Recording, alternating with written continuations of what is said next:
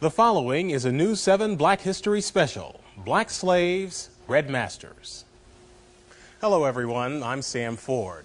Earlier this month in our 7 Inside Reports, I took a personal journey to look at a largely unknown chapter of black history when my ancestors and thousands of other blacks were slaves, not of the whites, but of the Indians.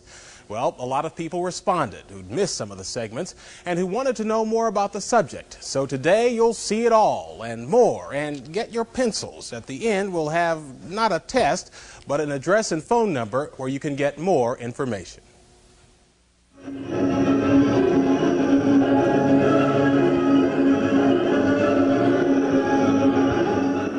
Every summer at Tahlequah, Oklahoma, the Cherokee Indians sponsor their Trail of Tears pageant, the story of how the U.S. government robbed the so-called 5 civilized tribes of their homelands in the South and moved them by force to Oklahoma.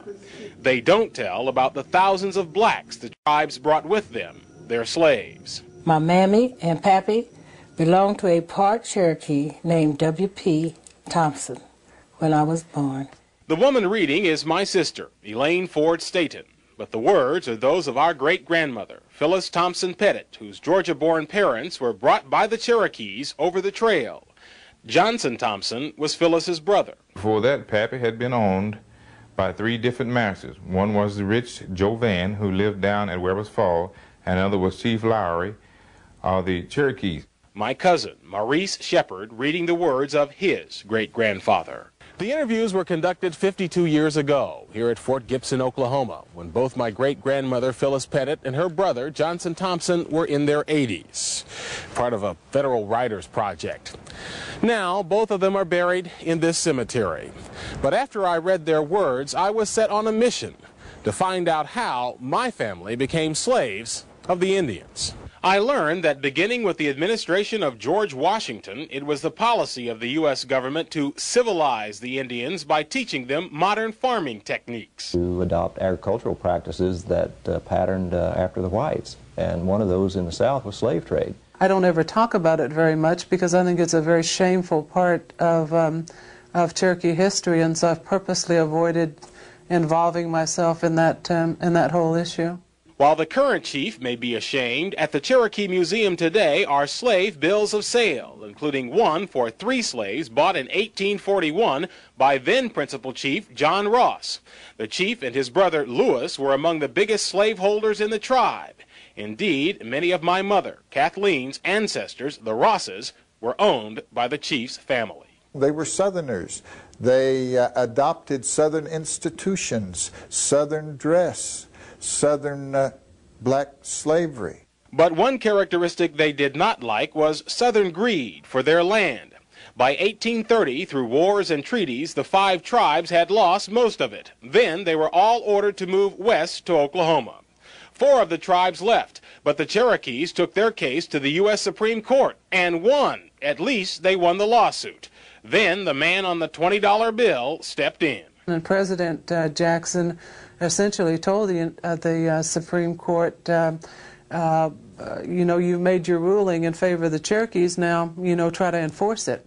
As president, Andrew Jackson controlled the army, so 14,000 Cherokees and 1,600 slaves were herded to Oklahoma, some groups in winter, with about a quarter of the Indians and blacks dying along the way. You got plenty of Indians right today don't like Andrew Jackson in this area. 84-year-old Luther Scales, who describes himself as 1/4 black and 3/4 Indian, is president of the Coweta, Oklahoma Historical Society. He remembers stories his Creek Indian grandfather told him about the removal, which was devastating for the Creeks as well. He said the roughest part of it was crossing the Mississippi River in a boat. How so? Well, man, the Mississippi River, do you know down there in Arkansas and Mississippi, when you're talking about a mile or so across the river. And then in a boat, as swift as that water running, well, you got problems. Once in Oklahoma, the slaves were put to work, raising cotton, building the new nations. The Merle home, which still stands outside Tahlequah, Oklahoma, was built by the Cherokees' black slaves. And should you think the Indians were much kinder masters than the whites, listen to Granny Phyllis's words in the interview about my great-grandfather. My husband was George Pettit. He tell me his mammy was sold away from him when he was a little boy. He looked down a long lane after her just as long as he could see her and cried after her. He went down to the big road and sat down by his mammy's barefoot tracks in the sand and sat there until it got dark, and then he come on back to the quarters.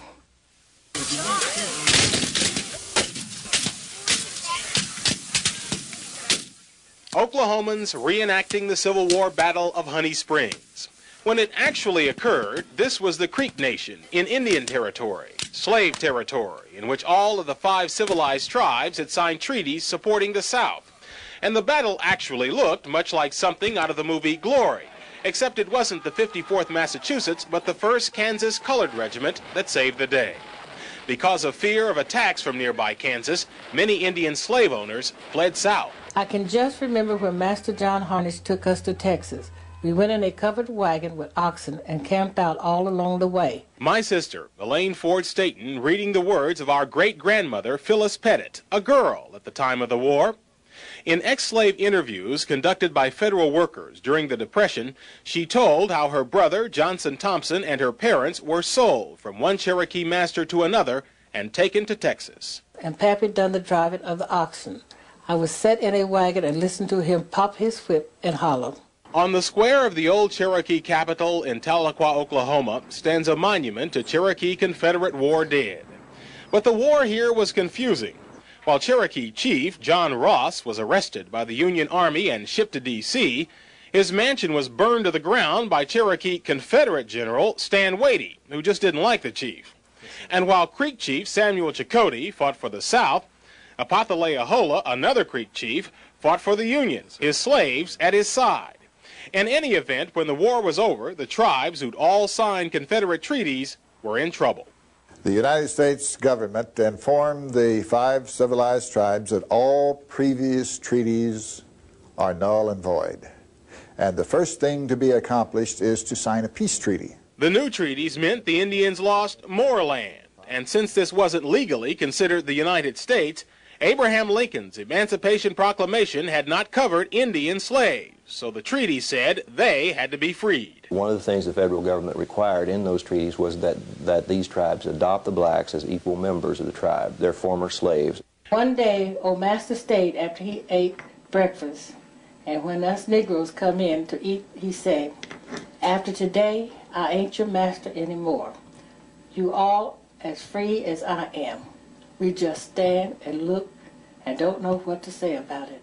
The words of her brother, Johnson Thompson, read by his great-grandson, Maurice Shepard. Pappy wanted to go back to his mother when the war was over and the slaves were freed. He made a deal with Dave Mounts, a white man who was moving into the Indian country, to drive for him.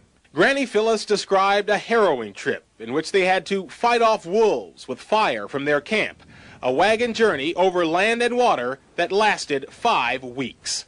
When we would come to a river, we would cross ferry boats, but me and brother rode on a bed in the back of the wagon, and when we were crossing a river, Father would make us lie down and wouldn't let us look out. He was afraid we would fall out in the river. Finally, they arrived back to Fort Gibson in northeastern Oklahoma, where their father's mother was working as a cook for the U.S. soldiers. My grandma, Phyllis Harnish, was the mother of the Colored Baptist Church on 4 Mile Branch, east of Fort Gibson. She organized the church and was head of it as long as she lived. Since the Cherokee tribe owned all the land, as new Cherokee citizens, the family merely picked a spot. After Granny Phyllis Pettit married, her first child was my grandmother, Lutetia, whose 3rd child was my dad, Sammy. Pettits and Fords still own this land today. Our Black History Special will continue in just a moment with more about black slaves, red masters.